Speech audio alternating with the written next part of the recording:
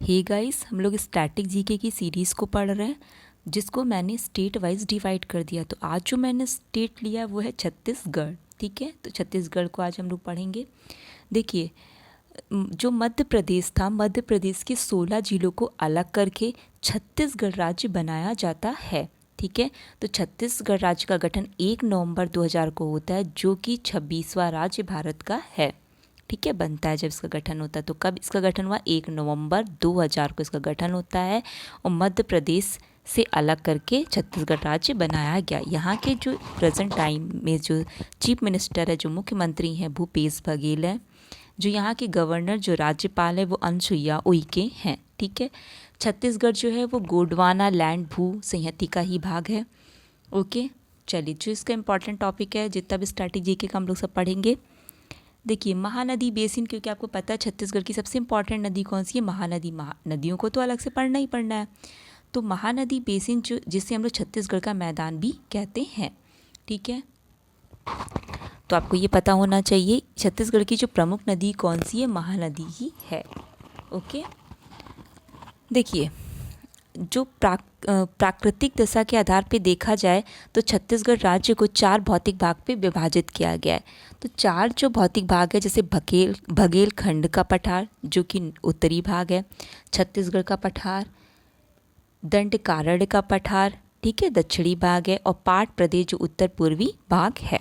ठीक है, अगर यहाँ के राजकीय पशु की बात करें तो वन भैंसा है, और यहाँ का जो वृक्ष है वो है सरई का वृक्ष। ठीक है, और यहाँ की अगर प्रमुख खाद्यान्न की बात करें तो कौन सा है? प्रमुख खाद्यान्न धान है। ओके, इतना आप लोग को पता होना चाहिए। चलिए आगे आते हैं। यहाँ के जो राष्ट्रीय उद्यान, जो नेशनल पार्क इंपॉर्टेंट, वो कौन कौन से हैं?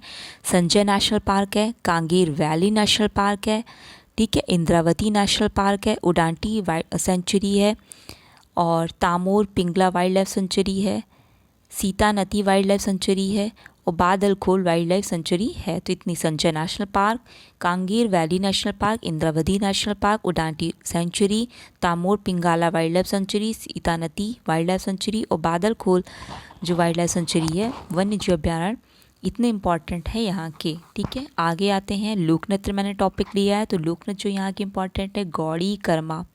ठीक है, तो जिसमें अंडरलाइन किया है वो काफ़ी इंपॉर्टेंट है। तो गौड़ी कर्मा, झूमर, पाली, टपाली, नौरानी, दीवारी, डांगला, नाचा, भतराना, कक्सार। गौड़ी कर्मा, नाचा, भतराना, कक्सार काफ़ी इंपॉर्टेंट है। ठीक है, यहाँ की जो जनजाति कवरड़ा और मुरिया है, ये आपको पता होना चाहिए। भिलाई इस्पात संयंत्र काफ़ी इंपॉर्टेंट है। तो देखिए, भिलाई इस्पात संयंत्र की स्थापना 1955 में 1955 में सोवियत संघ की सहायता से की गई थी। ओके, आगे आते हैं। Balco, Bharat aluminium company limited जो है, तो ये 2 इसके वर्किंग यूनिट हैं। एक है कोरबा छत्तीसगढ़ में, और एक बीदनबर्ग जो कि वेस्ट बंगाल पश्चिमी बंगाल में पड़ता है। ठीक है, तो बाल्को आपको ध्यान रखना है क्योंकि छत्तीसगढ़ में इसकी कोरबा में भी यूनिट है। लोयस क्षेत्र जो यहाँ की इंपॉर्टेंट है वो कौन कौन सी है? डालीराज हरा पहाड़ी जो कि दुर्ग बालोद में पड़ता है। ठीक है, और बेलाडीला। तो डालीराज हरा पहाड़ी और बेलाडीला कहाँ पे? लोयस क्षेत्र हैं, छत्तीसगढ़ के लोयस क्षेत्र हैं। यहाँ की जो इम्पोर्टेंट नदियाँ हैं वो आपको पता होने, जैसे महानदी काफ़ी इम्पॉर्टेंट है।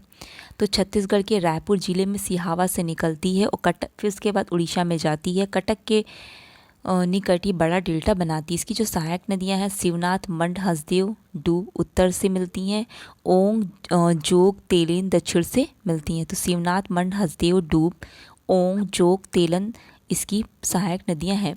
दूसरी इंपॉर्टेंट नदी इंद्रावती है, गोदावरी की सहायक नदी है। इसका उद्गम उड़ीसा के कालाहांडी जिले से होता है, छत्तीसगढ़ के बस्तर और दांतेवाड़ा में बहती है, और दांतेवाड़ा में इंद्रावती गोदावरी मिलती हैं।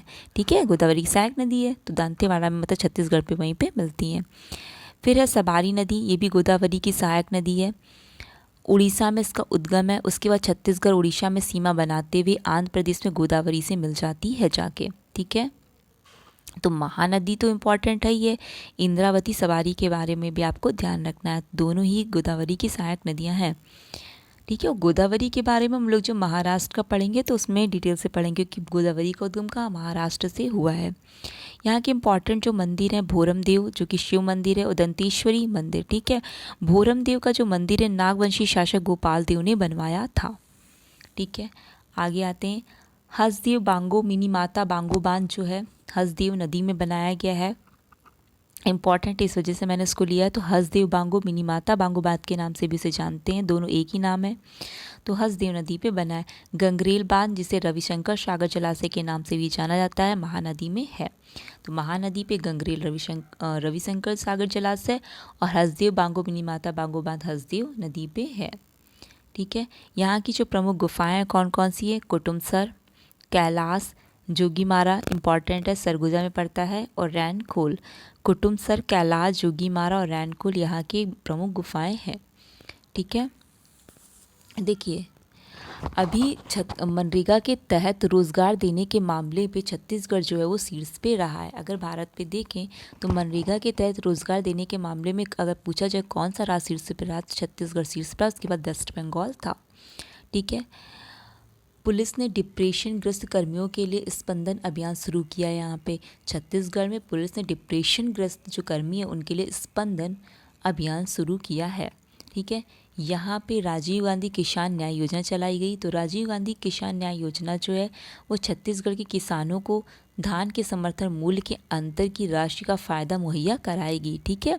छत्तीसगढ़ के किसानों को धान के समर्थन मूल्य के अंतर की राशि का फ़ायदा मुहैया कराएगी, ठीक है। तो छत्तीसगढ़ से जितना भी इम्पोर्टेंट टॉपिक है वो मैंने लिया है। Okay, thank you.